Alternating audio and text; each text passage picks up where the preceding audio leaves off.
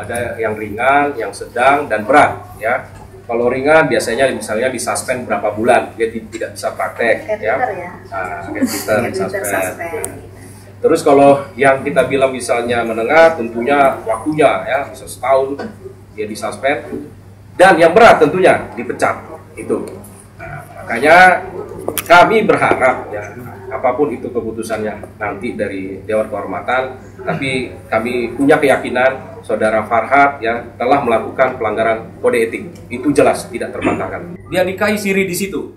Nah, jadi jelas terjadi di situ pelanggaran kode etik ya. Dia sudah menyesatkan Mbak Regina, terus kemudian juga dia telah menangani perkara yang sebenarnya kalau berdasarkan kode etik dia berhak menolak ya perkara itu jika tidak ada dasar hukumnya. Tapi Saudara Farhad bersedia, malah dia yang menangani prosesnya, mendampingi terus ya.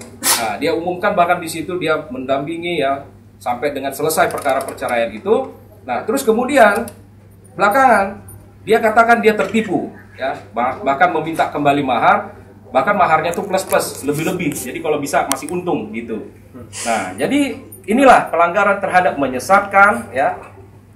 Nah, menyesatkan terus kemudian juga menangani perkara yang tidak ada keyakinan hukumnya, dasar hukumnya, dan membocorkan rahasia. Karena seorang advokat itu terikat dengan kerahasiaan jabatan, baik pada saat menjabat maupun setelah tidak sebagai kuasa hukum. Jadi 3 pelanggaran ini termasuk ya pelanggaran juga yang kami ajukan adalah mengenai dia sudah mencemarkan nama baik Mbak Regina, mendiskreditkan di luar ya, membilang poliandri ya, kemudian banyak hal lah yang bahkan di luar daripada gugatannya.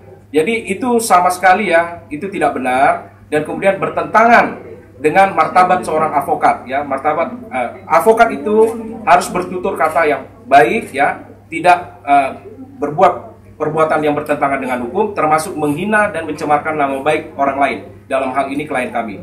Jadi dengan kami sampaikan pengaduan ini, kami mohon kepada Dewan Kehormatan untuk bisa diproses, dan tentunya harapan kami supaya Saudara Farhad bisa dinyatakan bersalah. Terlepas apapun itu hukumannya, inilah faktanya, ada surat kuasanya. Beliau terikat kode etik ya.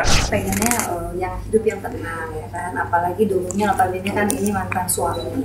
Jadi sebenarnya bagi saya tuh malas ribut-ribut gitu. Tapi memang kan salah satu pihak ini memang kayaknya kalau nggak ribut ada sedikit yang kurang gitu. Jadi selalu aja mengulik, mencari cara gitu untuk mengganggu hidup saya. Padahal maksud saya udahlah gitu kan. Dulu kan pernah bersama-sama, tidak perlu juga untuk diributkan gitu.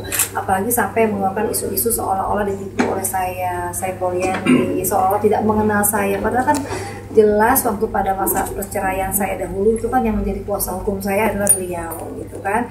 Dan di sini pun ada jelas tanda tangan beliau yang beliau tidak akui ya kan. Saya kasih lihat ya seperti ya ada oke ya.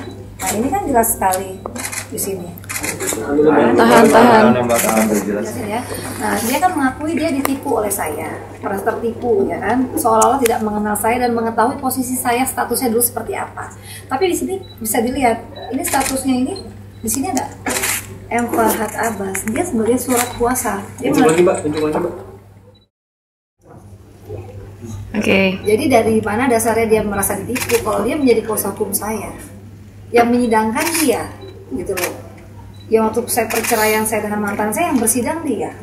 Tapi selama ini kan dia berstatement di pers seolah-olah dia tertipu. Jadi orang gini loh, saya sebenarnya tidak mau juga memberitahu seperti capek juga. Cuman masyarakat ini akan menjadi apa ya, isu baru yang bagi sebagian orang ini jadi nggak baik gitu loh. Apalagi untuk saya sebagai seorang perempuan gitu.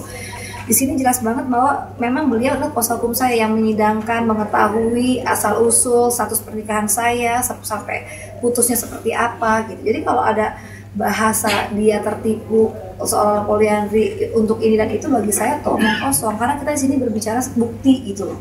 Nah di sini saya ingin melaporkan kepada Pradi gitu kan, organisasi yang sangat saya hormati gitu kan, dimohon untuk membantu meluruskan gitu loh. Jadi apakah yang seperti ini melanggar kode etik? Tapi kalau saya sebagai orang awam hukum, ya ini sebenarnya melanggar kode etik sekali.